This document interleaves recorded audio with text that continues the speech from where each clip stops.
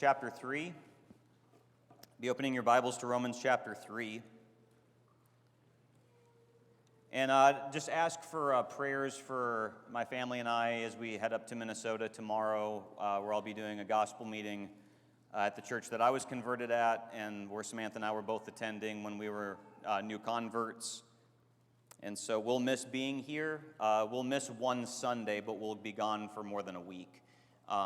But we'll look forward to coming back and being with all of you when that day draws nearer and nearer. If you have or known somebody who has survived a life-threatening experience, you could attest that coming through on the other side of something like that gives you a new appreciation for life, a new perspective on everything. In a very dim way, when I was in middle school, I almost at least got paralyzed on a four-wheeler when it flipped over on top of me. And I remember for a few days afterwards, and probably a few months afterwards, just being thankful that I didn't die. And there's some of you who've had things even worse than that happen. Some of you have been in very bad car accidents. Some of you have had medical diagnoses and you were told that you weren't going to live very long. And you've come through on the other side of that with a newfound appreciation for life and the things that God has blessed you with. And I'd suggest that this is the story of every Christian spiritually. That all of us should be dead. God is not a fair God. He hasn't given us what we deserve. He's gracious and kind and merciful. And as we keep studying through the book of Romans, this section that we're going to be looking at tonight shows us definitively that we are all dead in our sin. And the trajectory of the book is going to be starting to show the standard by which we can be saved. And we'll look at that, Lord willing, in future lessons. But I just have to say, as I was looking at this text this last week and getting this ready, there was a quote that I couldn't get off of my mind. And that is a quote from Timothy Keller where he said this: "We are more sinful and flawed in ourselves than we ever dared believe, yet at the very same time we are more loved and accepted in Christ Jesus than we ever dared hope." The first half of this quote is going to be emphasized in this text that we're looking at. And the second half of this quote about we're more loved and accepted than we ever dared hope, that's going to be the rest of Romans 3, Romans chapter 4. But tonight we're looking at the first half of that quote, concepts that would relate to all of that. And just to remind us, in the context of what we've been looking at, Paul, beginning in Romans chapter 1, verse 18, has been showing that the Gentiles are under sin, from verses 18 to 32. And then he turns and he talks about how the Jewish religious people from Romans 2:1 through chapter 3, verse 8, are also under sin. This section we're looking at tonight is his concluding argument for these first few chapters, showing that everybody's under sin. Some people have described Romans 3, 9 through 20, as Paul's lawsuit against humanity. And we'll see how that works in just a moment, but this text should further solidify in our minds that before God we deserve nothing. I have to be honest, when I hear Christians even sometimes say things like, I think most people in the world are trying to do the right thing and most people are inherently good, I have to cringe inwardly and just think to myself that you don't know the Bible. And you probably don't know yourself as well as you ought to, and you don't know the standards of God. If we understand what this text is showing us, that all of us before God deserve nothing, we will become more zealous Christians. Sometimes when preachers get together, they'll talk about, at my church, there's a lot of apathy, and how do we overcome apathy? One of the biggest keys to it is understanding how, before God, you don't have a leg to stand on. And that's the pathway to helping us appreciate how good God's been to us. So let's go ahead and read Romans chapter 3, starting in verse 9. "What then? Are we Jews any better off? No, not at all, for we have already charged that all that all, both Jews and Greeks, are under sin. As it is written, none is righteous, no, not one. No one understands, no one seeks for God. All have turned aside, together they have become worthless. No one does good, not even one. Their throat is an open grave. They use their tongues to deceive. The venom of asps is under their lips. Their mouth is full of curses and bitterness. Their feet are swift to shed blood. In their paths are ruin and misery, and the way of peace they have not known. There is no fear of God before their eyes. Now we know that whatever the law says, it speaks to those who are under the law, so that every mouth may be stopped, and the whole world may be accountable to God. For by works of the law no human being will be justified in his sight, since through the law comes knowledge of sin. Now, this text, as we've been seeing throughout the book of Romans to this point, is arguing about the universality of sin, that everybody's under sin. And we wouldn't be surprised that the Greeks or the Gentiles, they would go to pagan temples, and they would go see the prostitutes there, and they would go and offer offerings to false idols and all this sort of thing.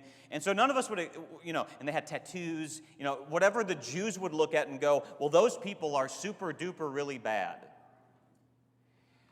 What is surprising in this whole context is that Paul is also condemning the Jews.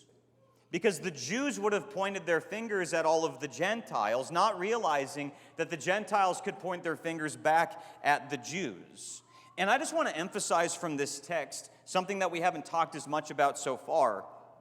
And that is that you can look externally religious, and Paul would say it doesn't really matter. Because you can have false reasons even for the good deeds that you're doing. Do you think that would be the case for the Jewish people that Paul is condemning here? You think these people would have gone to the synagogue on Sabbath days? Do you think they would have gone to Jerusalem for the feast days during the year? Do you think you could even point to some good religious deeds they would do? Well, of course. In Matthew chapter 6, verse 1, Jesus says, beware of practicing your righteousness before other people in order to be seen by them. And he goes on to talk about prayer and giving to the poor and fasting. And what Jesus is saying is, it's a good thing that you might engage in some of these activities, but you need to repent of the reasons that you do those activities.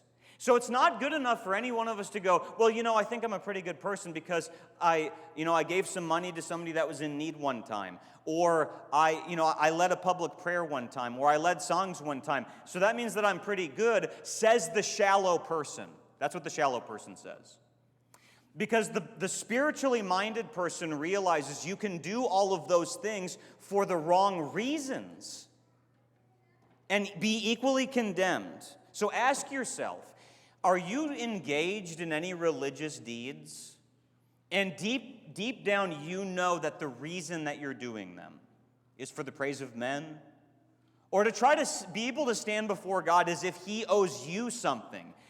The Gentiles are sinners, the religious-looking Jews are sinners, which would have surprised everybody back then.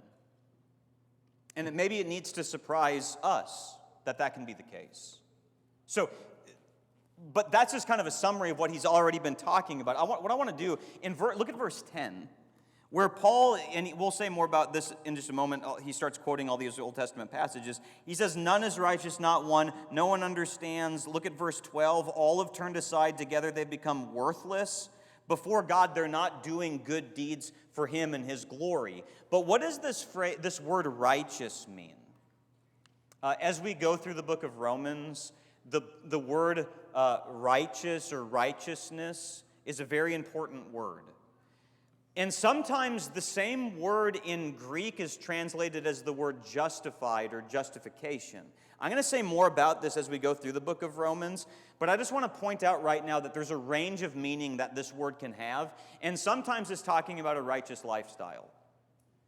You think about Joseph when he ran from Potiphar's wife. You think about Daniel when he knew that if he was going to keep praying, that he was going to be thrown to the den of lions, and God delivers him. It's talking about a righteous lifestyle at times. And Paul's argument here is there's not any one of us that before God can say, I've lived good enough to be saved. But connected to that, this same word for righteousness or justification is a courtroom term. We said earlier that some people have called this text Paul's lawsuit against humanity, and part of that is because this is a courtroom term. So imagine, being with Judge Judy or something, I don't know, and they have this case against you, and you're arguing for your righteousness and you're innocent, and then they pound the gavel and they say, sorry, you're guilty, and you're going to have to experience the full consequences of what the law can be thrown at against you.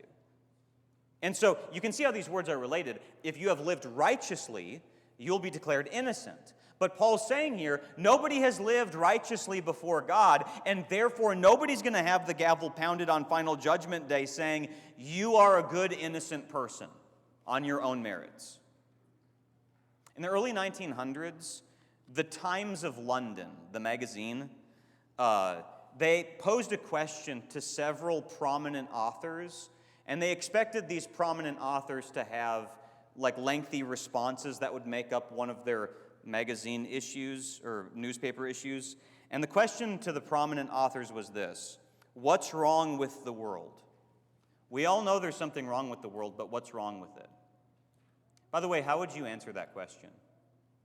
The conservative would say that the liberal is the problem with the world. The liberal would say it's the conservative that's wrong with the world. The psychologist would say that everything boils down to psychology, and that's what's wrong with the world is people don't have good mental health. And the Greenpeace people would say that there's not enough people hugging trees, and there's too many diesel trucks, and so on and so forth. And so everybody's going to have some perspective on what's wrong with the world. And by the way, how people answer that question is oftentimes something that they can point to that wouldn't apply to them. G.K. Chesterton was one of the guys that was asked by the newspaper this question. And his answer was the shortest one. And his answer said this: Dear Sir, remember the question is, what's wrong with the world? Here was his answer: Dear Sir, I am G.K. Chesterton. That's it. You see the point? We want to have an interesting newspaper edition on everybody talking about everything that's wrong in the world. And you know what? My sin has contributed to the problem of the world. It's because of things that I've done that I've made the world uglier. Would that be your answer? I don't know what G.K. Chesterton taught about how to be saved and all that sort of thing, but his perspective of his own contribution to the evils of the world was spot on. Paul makes it clear in verses 9 and 10 that the problem of the world is sin. That's the problem in the biblical worldview. But what he starts to do then is he takes a smattering of Old Testament passages and he quotes from Ecclesiastes, he quotes from Psalms. That was one of the scripture readings tonight. He quotes from the book of Isaiah. He just puts all of these passages together in verses 10 to 18, and it's like he's saying, I have evidence to back up my claim, and I've got a lot of Old Testament passages showing that the problem of the world is something that all of us have contributed to. And so try to think about how he starts talking about these things. He talks about the character of sin. If you were to describe some characteristics of sin, how would you describe it? Well, in verse 10, he talks about how sin is lacking righteousness. None is righteous. Well, we already talked a little bit about righteousness, but think a little bit more about this. Have you ever looked back at previous generations and how bad they were and concluded that you are good because you're better than those generations?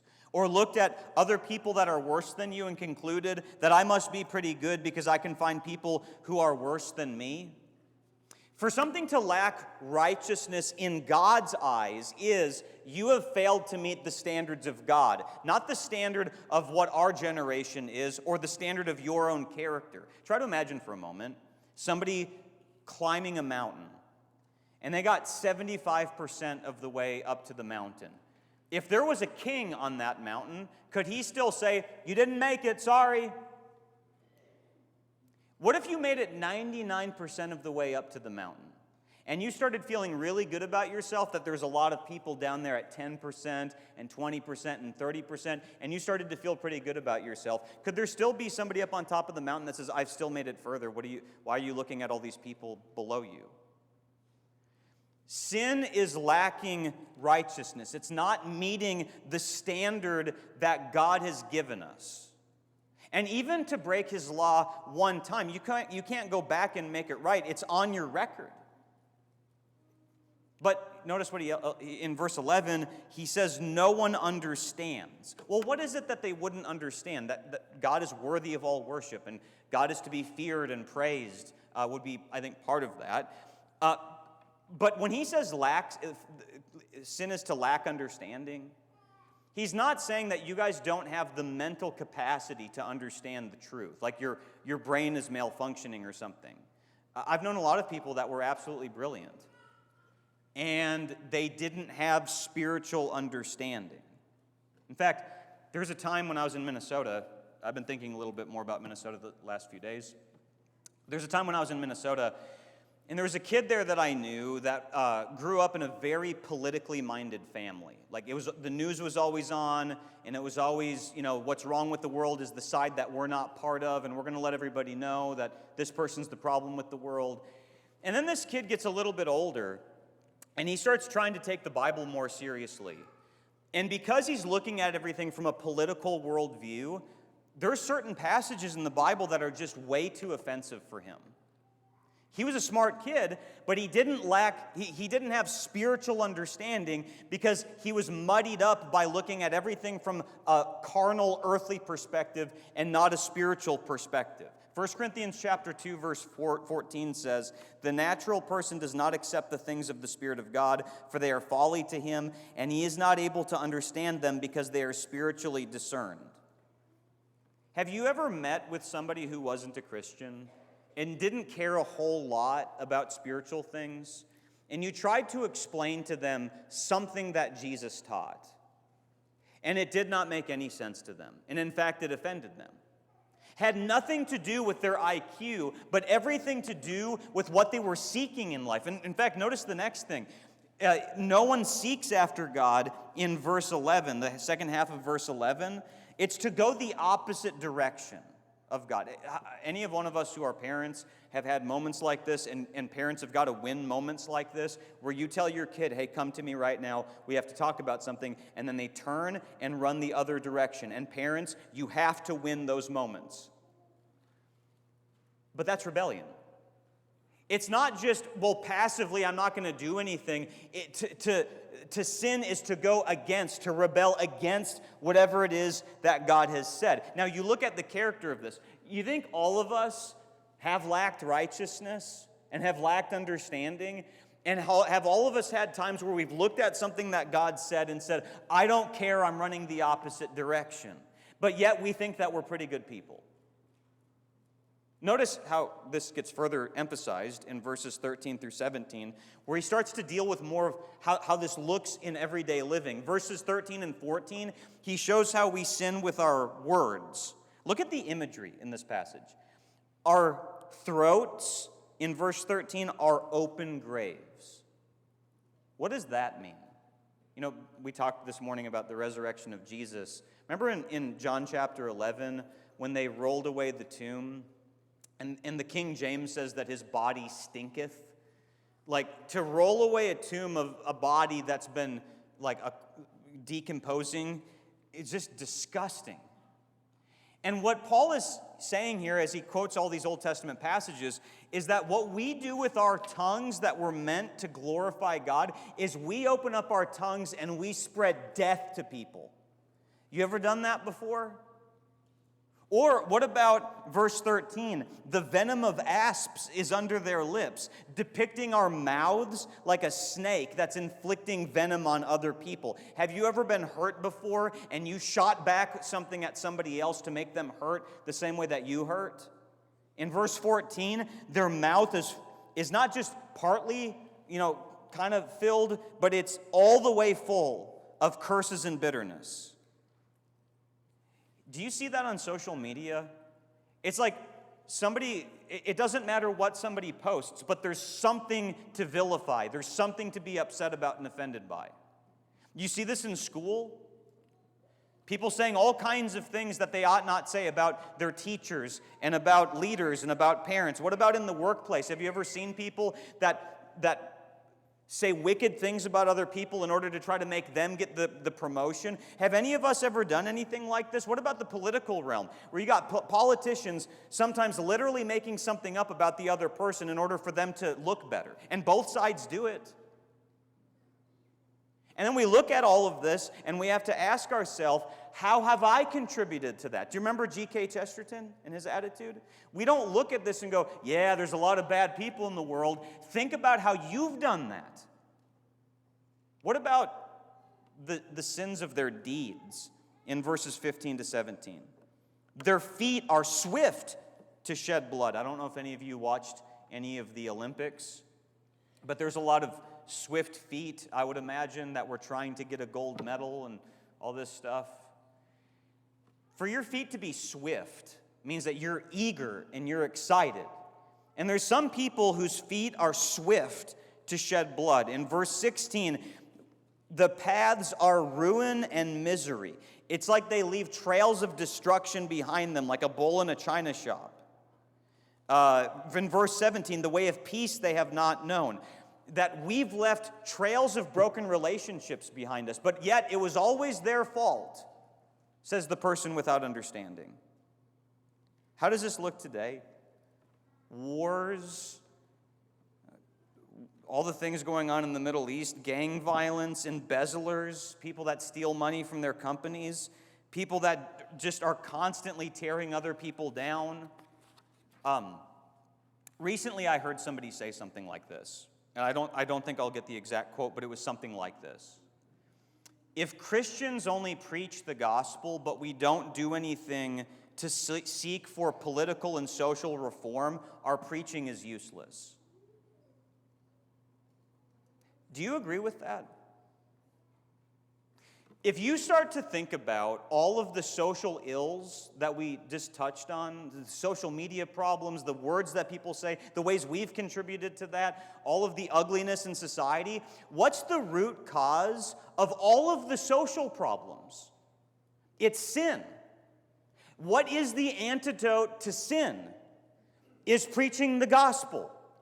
But we don't do this because our aim is social change. That'll be the byproduct of it, but our goal is to help people know the Lord. So if the root cause of all the social problems, all the problems in the world are sin, sins of words and sins of deeds, what's the root cause of sin itself? Look at verse 18. There is no fear of God before their eyes. What does that mean? No awe and reverence. No fear of what it would mean to disobey what he says and possibly have to face accountability. When people don't fear God, they don't respect his authority, and they don't think that they're going to have to ever answer to him, and then we place ourselves as the authority. Have you ever, I don't know if you've noticed this before, but in the book of Exodus, when it says that Pharaoh hardened his heart, that's the same Hebrew word for glorify. So another way that you could say that is Pharaoh glorified his heart. What does that mean? All of us are in this glory battle. And in this glory battle, we see something that God says. Well, think first about Pharaoh. God says, all right, I want my people to leave, and I know that you're going to lose a lot of slave labor, but I want them to be able to leave. And then he says, no. And then he sends a plague. And then sometimes God eases up on the plague, and those are sometimes the times when it says Pharaoh hardened his heart. I am greater than God. I do know more. I am more powerful. I will not be told what to do. And then God sends another plague. And then Pharaoh says, I don't care how bad it gets, I'm going to do what I want to do. And then it says in Exodus 14, God says to Moses, I will gain glory over Pharaoh. I will finally have him hit rock bottom, and if that means the bottom of the Red Sea, then let it be. If you make yourself the authority, you think you're winning the glory battle. You think that you don't have to be told what to do by anybody, not even God himself, which is why you keep coming here, listening to these things, but it never changes anything in your life. You think you're on top. And then Paul has this lawsuit against humanity saying the reason there's all the problems in the world, the reason you have all these problems in your life, and the way that you've hurt other people, and the things you've said to other people that have harmed them, and the things you've done that have brought ugliness into the world, it's not anybody else's fault but yours. And every one of us have contributed to that. How do we respond to that? This is a really uplifting sermon. Look at verse 19. So that every mouth may be stopped and the whole world may be held accountable to God. Well, I thought he's talking about the Jews, and they have the law that holds them accountable. And then he says, the Jews who have the law, they're guilty, but the whole world will be held accountable. And I think part of what he's saying here is if the Jews who had the law are guilty, how much more everybody in the world? I like this quote from Charles Spurgeon. All the law can do is to show us our sin.